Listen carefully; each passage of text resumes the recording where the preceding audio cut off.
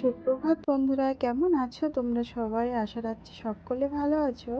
আমিও আগের থেকে অনেকটাই ভালো আছি। তো আমি বর্ণি, আমার নতুন আরেকটি ব্লগে তোমাদের সকলকে স্বাগতম। আজ হচ্ছে না শনিবার, আর এখন বাজে সকাল 6:30। এখন থেকেই আমার ব্লগটা স্টার্ট করছি, তো তোমরা দেখতে থাকো। আশা রাখছি তোমাদের ভালো লাগবে। আর এই যে দেখো, সকালবেলা উঠেই আমি আগে রান্না করব, তো তার জন্য জলটা গরম করতে বসিয়ে দিয়েছি। আর জানো তো, জল গরম করে ভাত বসালে না ভাতটা খুব তাড়াতাড়ি হয়ে যায়, গ্যাসটা একটু সাশ্রয় হয়। আর এখন তো চারিদিকে বুঝতেই পারছো গ্যাসের কত ক্রাইসিস। জানো তো, আমি না খুব টেনশানে আছি। তো আমার এই সিলিন্ডারটা ফুরিয়ে গেলে আর আমার বুকিংও নিচ্ছে না, আর কবে যে বুক করতে পারবো জানি না। যতবার ফোন করছি ফোনটা কেটে যাচ্ছে। তো খুব টেনশানে আছি যে এই সিলিন্ডারটা আর কতদিন হবে তাও জানি না। তো যাই হোক, এভাবেই আমি ভাত রান্না করি প্রত্যেক দিন। তো জল গরম করতে বসিয়ে দিয়েছি, দিয়ে আর বাসি ঘরটা ঝাড় দিয়ে নিচ্ছি। আর এ কদিন শরীরটা একদমও ভালো ছিল না, তো সেজন্য ঠিক মানে ভালোভাবে ঘর বাড়ি পরিষ্কার করতে পারিনি। আর জানো তো, যারা পরিষ্কার পরিচ্ছন্ন থাকে না তারা কিন্তু নোংরা জায়গায় একদমও থাকতে পারে না। তো শরীরটা একটু ভালো হয়েছে, রাতের থেকে যন্ত্রণাটা একটু কমেছে। তো এখন একটু ভালো লাগছে, তাই দেখো সকালে উঠেই কাজ শুরু করে দিয়েছি। তো আমার মাজা ঝুঁকে কাজ করা বারণ, কিন্তু ওই যে কি করব, অপরিষ্কার জায়গা দেখতে পাই না, তো সেজন্য উঠেই আগে ঝাড়ঝোড় দিয়ে গোছাতে শুরু করে দিয়েছি। আর একা একই সংসারে কে করবে বলো তো? সেই আমাকেই করতে হবে, যতই কষ্ট হোক আর যতই পরিশ্রম হোক, আমার কাজটা আমাকেই করতে হবে। তাই আর আলসি না করে আমি কাজে লেগে পড়েছি। তো এই যে দেখো, সকালে উঠে আমি এই যে ঘরটা ঝাড় দিয়ে নিচ্ছি, নিয়ে আর চুলগুলো না কাল রাতে বেঁধে শুইনি, আর সব জড়িয়ে গেছে আর কেমন পাগল পাগল লাগছে। তো আমি ঘরটা ঝাড় দিয়ে এসে চুলটা আগে একটু বেঁধে নিচ্ছি। আর এই কলকাতায় এসে না আমার চুলগুলো সব উঠে গেছে। আগে জানো তো, আমার চুল আমি সব সময় ছোট করেই কেটে রাখতাম, আর এখনও ছোট করেই রাখি। তো চুল ছোট থাক, কিন্তু আমার চুল না ভালো মানে মোটা ছিল, গোছা ছিল, কিন্তু এই কলকাতায় এসে এই জলে এত আয়রন, চুলগুলো না আমার সব উঠে গেছে। আর এই যে সপ্তাহে অন্তরে কর্পোরেশনের থেকে ব্লিচিং মারে তো জলে, ওই জল মাথায় দিলে না একটা চুল আর ভালো থাকে না, উঠে দেখো অল্প কটা চুল হয়ে গেছে।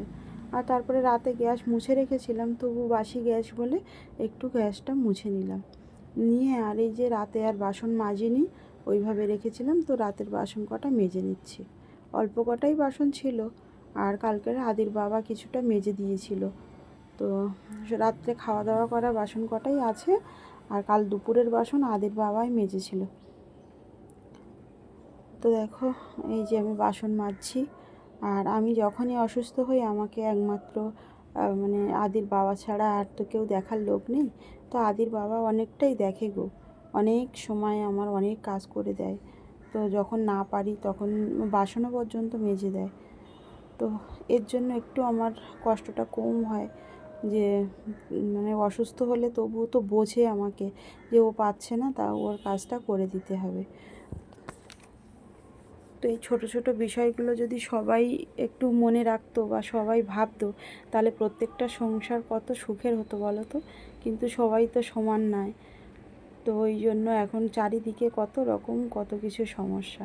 আর এই যে দেখো, কালকে তো ঝাড় দেয়নি ফ্ল্যাটের নিচটা, তো আজকে ঝাড় দিয়ে নিচ্ছি। আর এই মানে ফ্ল্যাটের নিচে ঝাড় দিতে গেলে এত ধুলো ওড়ে না, আমার মাথা 2 দিন অন্তরে পরিষ্কার করতে হয় গো। তো গামছা দিয়ে আর আমি দেখো মাথাটা ঢেকে নিয়েছি। তো ওড়নাটা না কোথায় রেখেছি খুঁজে পাচ্ছিলাম না, তো গামছাটা দিয়েই ঢেকে আর ঝাড় দিতে লেগে গেছি।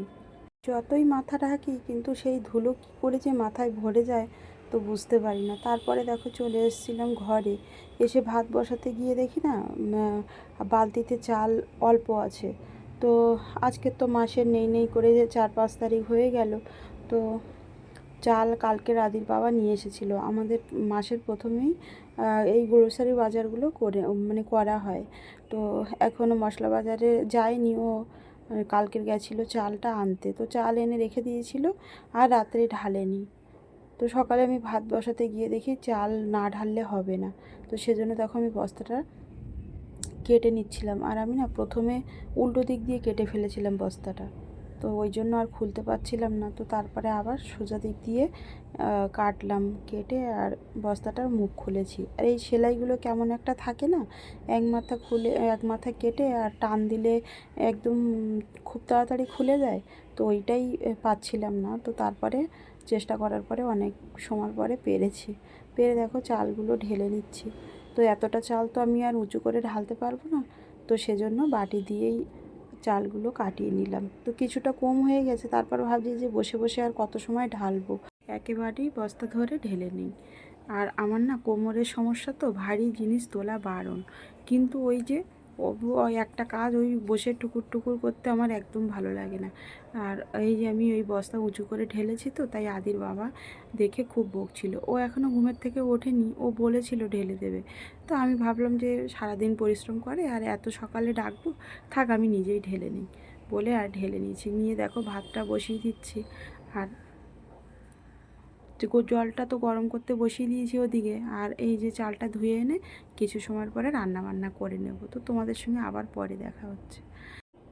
তো এখন বাজে প্রায় বেলা 12:30, আর আমি রান্নাবান্না ওদিকে গুছিয়ে নিয়েছি, নিয়ে আদিকে একটু স্নান করিয়ে নিলাম। তো আদির কালকে গুড ফ্রাইডে ছিল ছুটি, আর আজকে তো শনিবার ছুটি। তো ও ঘরে ছিল, আর ও সকালে অনেকটা বেলায় ঘুমের থেকে উঠেছে। উঠে আর খেলছিল, চান করতে চাইছিল না, তো জোর করে চান করিয়ে দিয়ে একটু পাউডার মাখিয়ে দিলাম। আর জানো তো কেমন গরম পড়েছে। আর এই যে দেখো রান্নাবান্না আজকের আমার হয়েছে, আলু ভাজা করেছি, আর একটু সজনের পোস্ত করেছি, আর সজনে আলু আর উচ্ছে দিয়ে একটা ঝোল করেছি। তো এই হচ্ছে আমাদের দুপুরবেলার মেনু। আর এই যে আমার ভাত হয়ে গেছে। তো শুধু দুপুরের মতোই ভাত করেছি, রাতে আবার রুটি বানাবো। আর এই যে দেখো এখানে আমরা দুই মাপে খেতে বসে গেছিলাম। তো আদির বাবা আজ আসবে না, অনেকটা দূরে কাজে গেছে, তো সেজন্য আমরা দুই মাপেই খেয়ে নিচ্ছি। আর ভাত বেড়ে আদিকে ডাকছিলাম, তো ও উপরে চুপ করে শুয়েছিল। এই যে দেখো আসছে, তো আসলে দুই মাপে ভাত একটু খেয়ে নেব, নিয়ে আবার একটু বিশ্রাম নেব। তো চলো তাহলে আমরা খাওয়া দাওয়া করে নিই।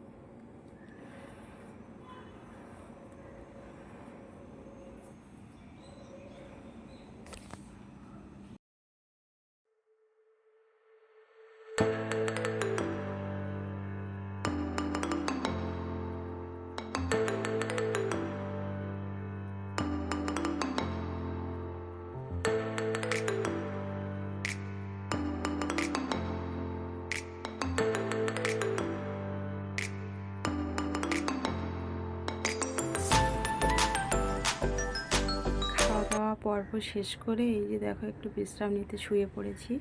তো আজ আর বেশি বড় করছি না, ভিডিওটি এই পর্যন্তই রাখছি। আবার তোমাদের সঙ্গে পরে দেখা হচ্ছে। তো আমার ভিডিওগুলো কেমন হচ্ছে তোমরা অবশ্যই কমেন্ট করে জানিও। সবাই ভালো থেকো, সুস্থ থেকো।